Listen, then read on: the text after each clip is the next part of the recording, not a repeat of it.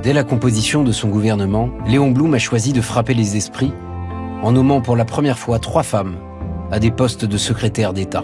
Alors que le droit de vote des femmes n'est toujours pas adopté en raison de l'opposition farouche des sénateurs du Parti radical, Léon Blum veut enclencher une véritable révolution des esprits.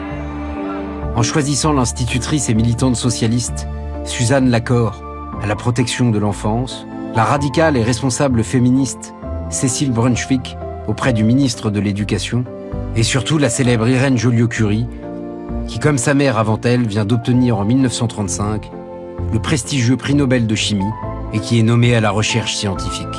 Je serais particulièrement heureuse si la distinction qui m'est accordée peut servir la cause du travail féminin, si elle peut aider à sauvegarder le droit le plus précieux des femmes, le droit d'exercer dans les mêmes conditions que les hommes les professions pour lesquelles elles sont qualifiées par leur instruction et leur travail. Oui. Elle accepte pour les femmes. Elle le fait pour ça. Il y a 3 femmes, il va y avoir 3 femmes, et ben bon, il faut marquer le coup. Pour ma mère, vis-à-vis des femmes, c'était le droit des femmes à exercer toutes les professions pour lesquelles elles ont la qualification à l'égal des hommes. Voilà, nous sommes en 1936. Alors on voit les grands, les petits qui se préparent, et tous avec des pancartes. Et des pancartes qui simulent les grandes manifestations du Front populaire.